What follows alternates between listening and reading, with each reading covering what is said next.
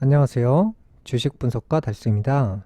자, 금일은 미국 증시 상황에 대해서 말씀드릴 건데요. 현재 나스닥 지수가 2008년 인근 기준으로 16배 상승했습니다. 그 다음에 22년도에 조정 한번 나왔고요. 23년도에 반등 나왔죠. 그래서 23년 상반기에는 미국 주식을 단타를 치셔라라고 반복해서 말씀드렸고요. 이 나스닥 지수를 보면서 제가 과거 2008년 당시와 매우 유사하게 간다라고 말씀드렸죠. 현재 이 모습하고 2008년도에 이 모습하고 굉장히 유사하게 간다라고 했죠. 첫 번째 방향이 상승이고요. 두 번째 방향이 바닥이고요. 세 번째 방향이 반등이죠. 그 다음에 네 번째 요게 나온다고 했죠. 그래서 제가 항상 이 그림에 대해서 여러 차례 알려드린 적이 참 많았어요. 그래서 지금 나스닥 지수나 미국 증시 상황이 세 번째거든요. 요 과정에서 지금 왕복하는 과정이고, 고점 찍고 바닥 찍고 반등 나오는 요 라인이라고 제가 올해 내내 말씀드렸죠. 이제 세 번째 과정이 끝나면 이제 반등 나오고 바닥 찍고 재반등 나오는 요 과정들이 있긴 있을 거예요. 근데 문제는 이 네 번째 과정이 있다는 거예요. 이 네 번째 과정이 굉장히 위험합니다. 이 고점을 기준으로 보면은 한 50에서 60%가량 폭락하기 때문에 이 네 번째 과정은 꼭 피해 가셔야 된다고 보거든요. 과거 사례랑 완벽하게 똑같이 가진 않아요.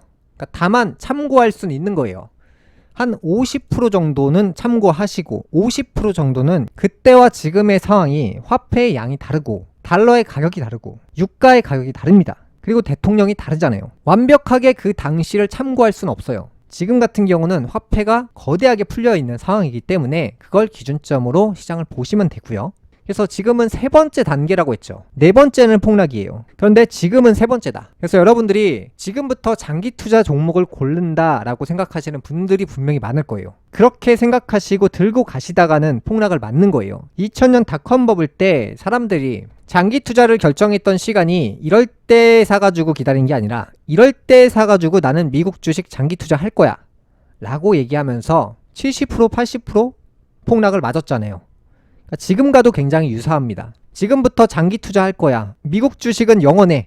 라고 생각하시는 분들이 이제 1년, 2년 시간 지나보면 제 얘기가 분명 기억나실 거예요. 그래서 지금부터는 뭘 하셔야 되냐면 현금 전환을 하셔야 돼요. 이걸 뭐 다 던진다 이런 개념보다 내가 어디까지 내려가고 어디까지 올라가고를 지금부터는 맞출 수가 없어요. 이미 제가 올 상반기에 반등 나오는 것까지는 알려드렸지만 지금부터는 아까 말씀드린 3번에서 4번을 향해서 가는 과정이에요.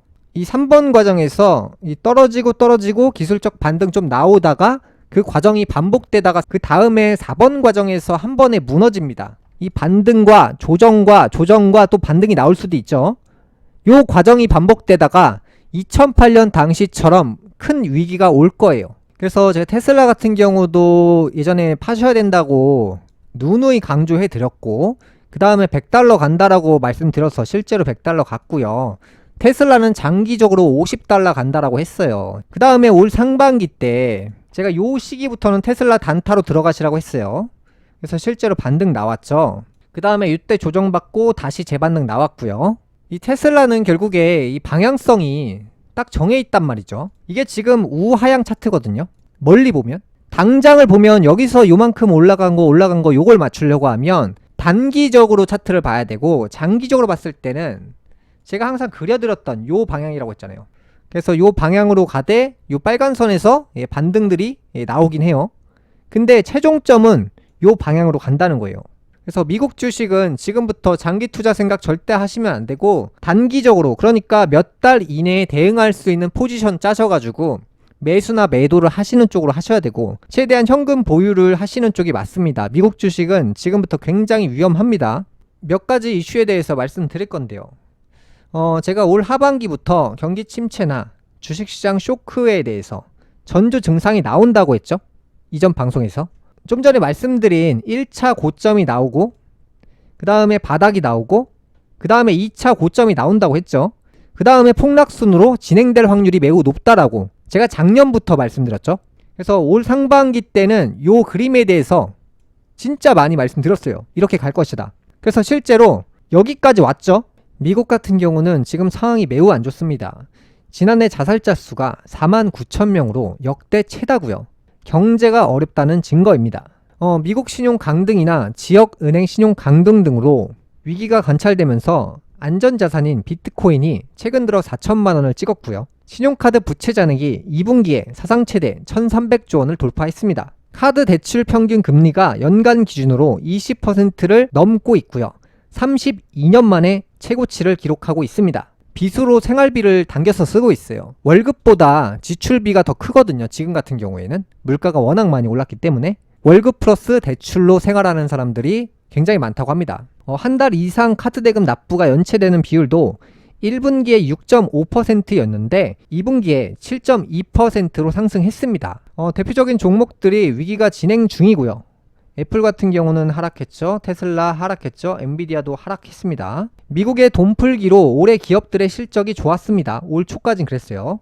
본격적인 경기 침체는 사실 하반기부터입니다. 올 초에는 기업들이 실적이 좋았다면 2분기에서 3분기 실적부터는 나쁘고 안 좋은 방향으로 전환되는 시기라고 봅니다. 경제가 어렵다는 것은 주식을 매수하는 이들보다 매도하는 이들이 많을 겁니다. 작년부터 2023년 하반기의 위기에 대해서 여러 차례 말씀드렸고요. 하반기에는 위기를 준비하셔야 됩니다. 우선 나스닥 종목의 경우 가파른 상승세가 이어왔기 때문에 2000년 닷컴 버블과도 비슷합니다. 그래서 잘 모르시겠다라고 생각이 드시면 분할 매도 전략을 사용하시면서 현금을 늘려가는 방향이 좋겠습니다. 2000년 닷컴 버블 나스닥 지수는 고점 대비 78% 폭락했고요. 역사상 가장 큰 하락폭을 기록했습니다. 이 당시 AMD와 인텔은 75% 하락했고요.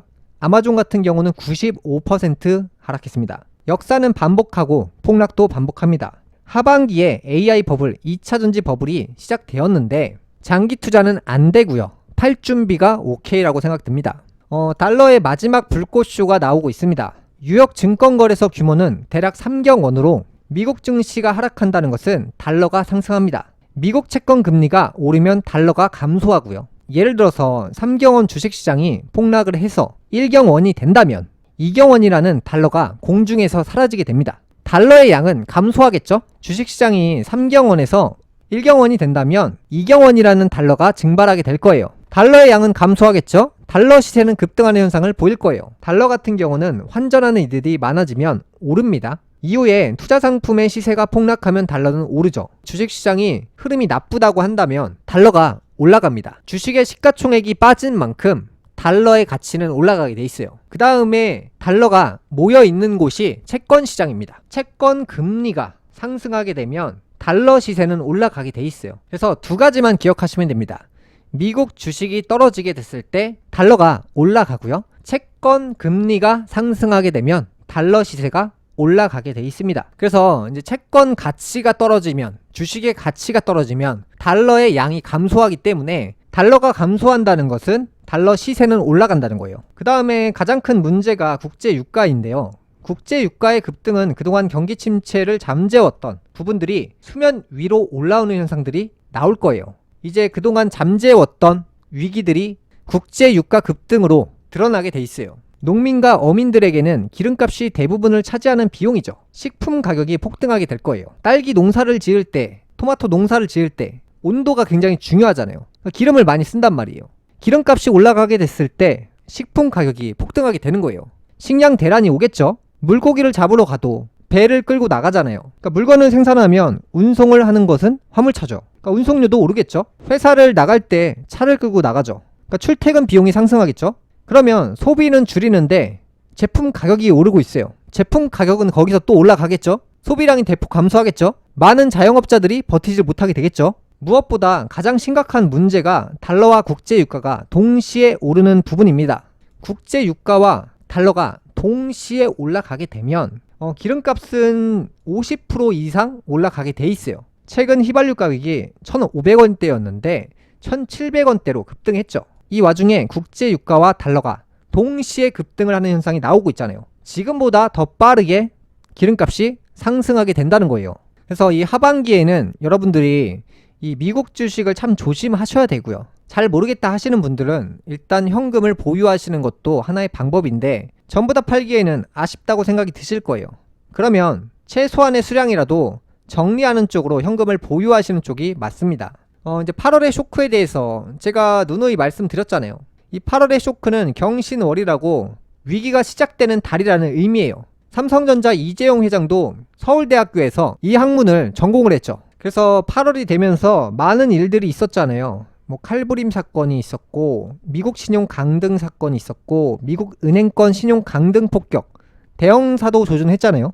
그 다음에 태풍이 이제 금을 상징하기 때문에 태풍이 이러한 이유였고요. 잼버리 조기 중단이 되었죠. 금이 나무를 잘라버리니까 그동안에 있었던 걸 잘라버리죠. 그 다음에 2차전지 위기가 시작됐어요. 애플 주가 급락이나 엔비디아 주가가 급락했죠. 8월부터는 위기의 시작이지 다음 달이면 끝난다라고 볼 수는 없고요. 그래서 올 하반기에는 제가 작년부터 이 위기에 대해서 말씀드렸던 이유에 대해서 앞으로 한번 보시면 알게 되실 겁니다. 금일 방송 여기까지 하겠고요. 다음 시간에 뵙겠습니다. 감사합니다.